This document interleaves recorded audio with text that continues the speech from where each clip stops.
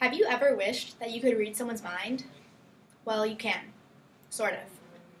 Body language tells a lot about what you're thinking and about what you're feeling, and this is something that I've always personally been interested in.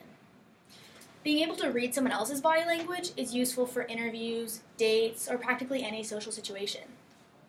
According to the Journal of Nonverbal Behavior, quote, within 1 to 5 minutes of 3 strangers meeting, a power hierarchy has already emerged among them.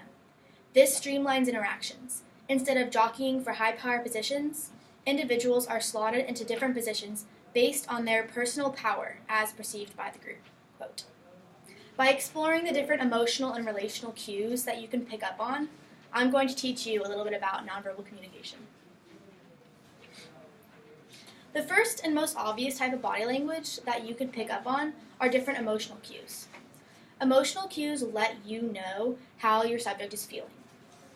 One of the most obvious types of emotional cues that you can pick up on are when someone's angry.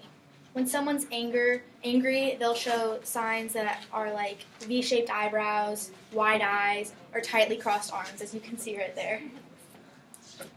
Another emotional cue that you can pick up on is when someone's nervous or anxious.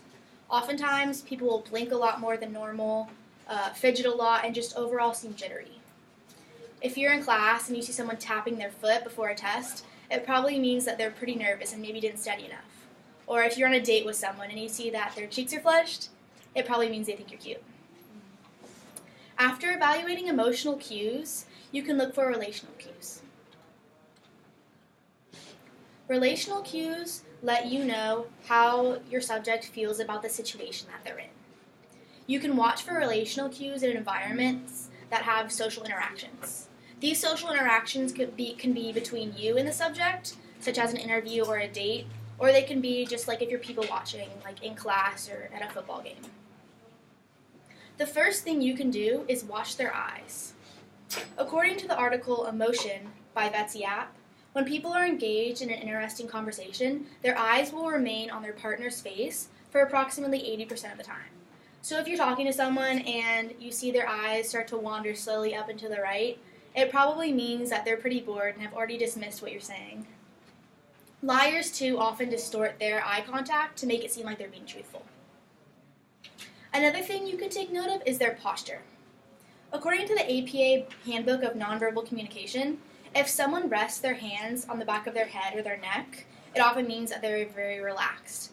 But if they place their hands on the front of their neck by their collarbones, even just subconsciously, it could indicate signs of insecurity or that they feel threatened. If you're talking to someone and their legs or arms are crossed, it probably means that they're mentally closed off to what you're saying. But in contrast to this, wide shoulders and an open stance indicate a position of power.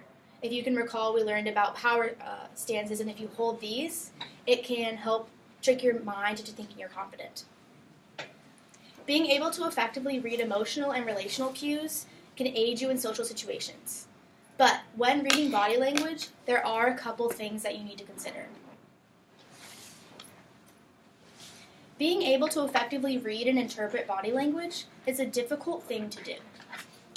It's inherently complex in its nature because everyone is different and represents themselves in a different way. If you know the person, you should take note of their personality. You should also know that some people have hidden stress signals, such as biting their nails or playing with their hair. You also need to consider the setting. People are going to act differently at a football game than they will in a math class. And if you acted like you did in a football game in a math class, you'd probably be asked to leave. You also should look at the whole picture. According to the book Psychology and Marketing, quote, when trying to understand nonverbal communication, focusing on a single component provides an incomplete picture. In fact, sometimes the inconsistency between components in a particular behavioral display may be especially telling for understanding its meaning. Quote. An example of this is the case of deception. Liars often show cues that indicate that they're distracted and anxious. But if you're not paying close attention and looking at the whole picture, you might just think that when someone's really lying to you, they're just distracted. You should also note the culture in your relationship of the subject. Are they a stranger? Your boyfriend? A family member? People who you are more comfortable with need a lot less personal space than complete strangers. And you should also know that physical cues differ across cultures. As stated by the Journal of Nonverbal Behavior, eye contact is a sign of approachability in Finnish culture, whereas it's an expression of anger in Japanese culture. By assessing these emotional and relational cues, you can draw a pretty good image about what someone is feeling.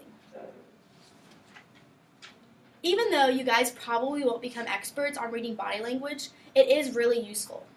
It's helpful to show someone that you're interested in what they have to say, or to assume a position of power in a speech or in an interview. So next time you talk to a stranger, try to figure out what they're thinking.